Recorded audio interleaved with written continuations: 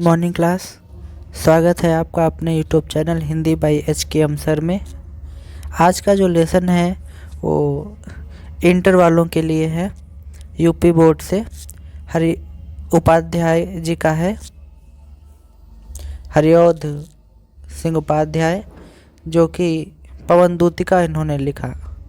पवन दूतिका में मेघदूत, हंसदूत आदि की प्रणाली पर हरिओध जी ने अपने प्रिय प्रवास में वियोगिनी राधा से पवन को दूती बना करके कृष्ण के पास संदेशा भिजवाया है। तो इसमें आप सीधे सीधे ये समझिए कि राधा जी परेशान हो करके अपने विरह में व्याकुल हो करके कन्हैया के पास संदेशा भिजवाती हैं और उनके पास कोई नहीं होता है, तो एक हवा आती है। तो हवा को ही संदेश वाहक बना करके मथुरा में कन्हैया को भेजती हैं। तो यहाँ पर मानवीकरण अलंकार भी हो जाएगा, क्योंकि पवन को मानव का रूप दे करके संदेशा भिजवाया है। आइए पढ़ते हैं और फिर एक एक शब्द का आपको अर्थ बताएंगे। देखिए लिखा है आपके स्क्रीन पर, बैठी खिन्ना यक दिवस वे गेह में थी अकेली, आके आंसू दृग युगल में थे धरा को भिगोते, आई धीरे इस सदन में पुष्प सदगंध को ले, प्रातः वाली सुपवन इसी काल वातायनों से। देखिए लिखा हुआ है, समझिए। ये वाला आपका है, बैठी खन्ना यक दिवस वो गेह में थी अकेली।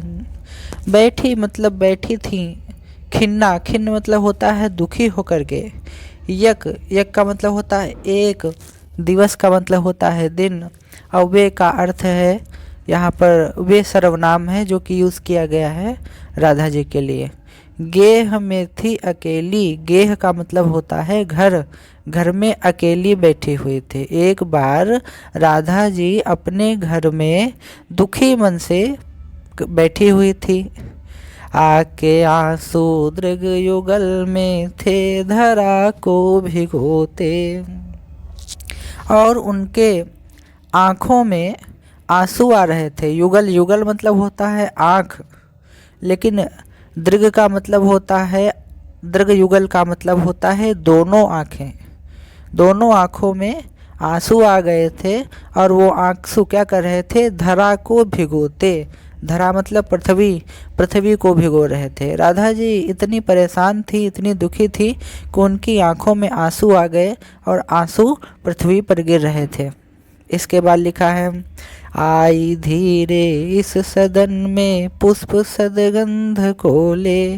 धीरे से उस सदन मतलब होता है घर, घर में जहाँ वो बैठी थी एक सुंदर, सदगंध का मतलब होता है महक से परिपूर्ण, एक अच्छे अच्छे पुष्पों से सुशोभित पवन आई, एक हवा आई, अपने साथ में सदगंध को बहा करके ले आई, सुगंध को। प्रातः वाली सुपवन, देखिए पवन को अंडरलाइन कर लीजिए, इससे आपको पता चल जाएगा। ये देखिए कि पवन दूतिका से लिया गया है। देखिए पद्य में आप पहचान बना करके चलिए, तभी आप जान पाएंगे कि किस लेसन से आया हुआ है। सुपवन का मतलब होता है सुंदर पवन। सुबह का समय था, सुंदर पवन आ रही थी। इसी काल, काल माने समय, वातायनों से, वातायन मतलब होता है झरोखा, झरोखों से अच्छी अच्छी पवन आ रही थी। उसके बाद आप देखेंगे छंद नंबर दूसरा। देखिए हम आपको गाकर भी बता देंगे, थोड़ा सा समय लगे कोई बात नहीं, लेकिन बिल्कुल क्लियर आपको हम बता देंगे। ये आपके स्क्रीन पर है, देखिए। संतापों को विपुल बढ़ता देख के दुखिता हो, धीरे बोली सदुख उससे श्रीमती राधिकायो।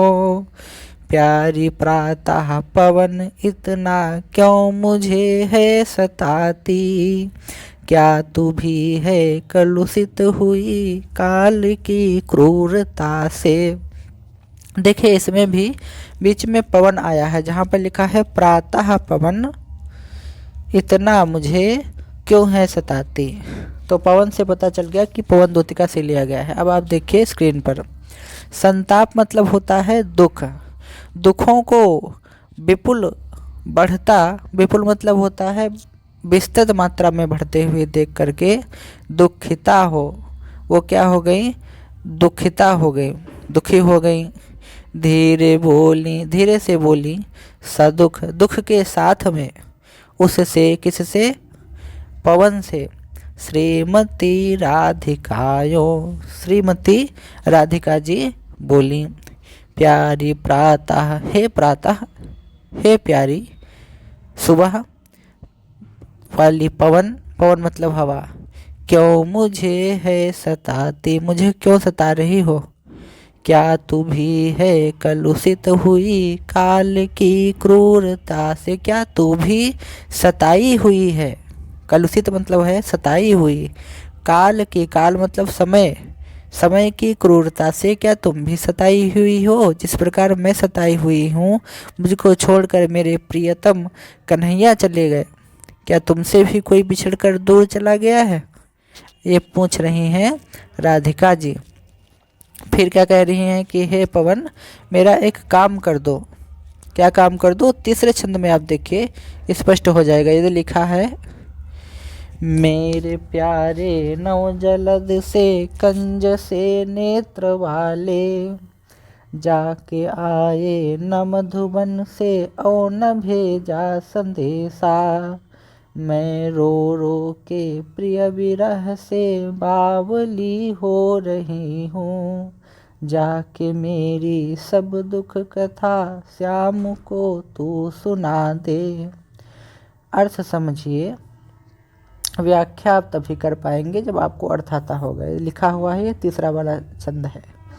मेरे प्यारे नव जलद से, जो मेरे प्यारे हैं, मेरे प्रियतम हैं, वो कैसे हैं, नव जलद से, नए, नव मतलब नए, और जलद का मतलब जल देने वाला। देखिए जल और दा, जल मतलब जल और दा मतलब देने वाला। जलद मतलब होता है बादल, जल देने वाला।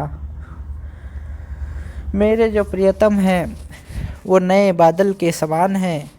कंज से नेत्र वाले, कंज का मतलब होता है कमल, और कमल के समान नेत्र वाले हैं। जाके आए न मधुबन से, जा करके मधुबन से वापस नहीं आए, और न भेजा संदेशा, और कोई संदेशा भी नहीं भेजा है। लगता है उनको मेरी याद ही नहीं आई है, मैं ही उनकी याद में।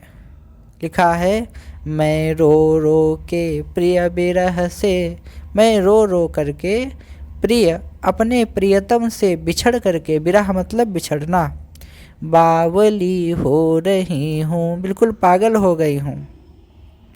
जाके मेरी सब दुख कथा, जा करके, हे पवन जा करके मेरी सारी दुख रूपी कथा, रूपक अलंकार है, श्याम को तू सुना दे, श्याम को जा करके उनके कान में कह दो, बता दो कि तुम्हारी छोड़ी हुई प्रियतमा विरह की आग में जल रही है। आई थिंक आपको समझ में आ गया होगा।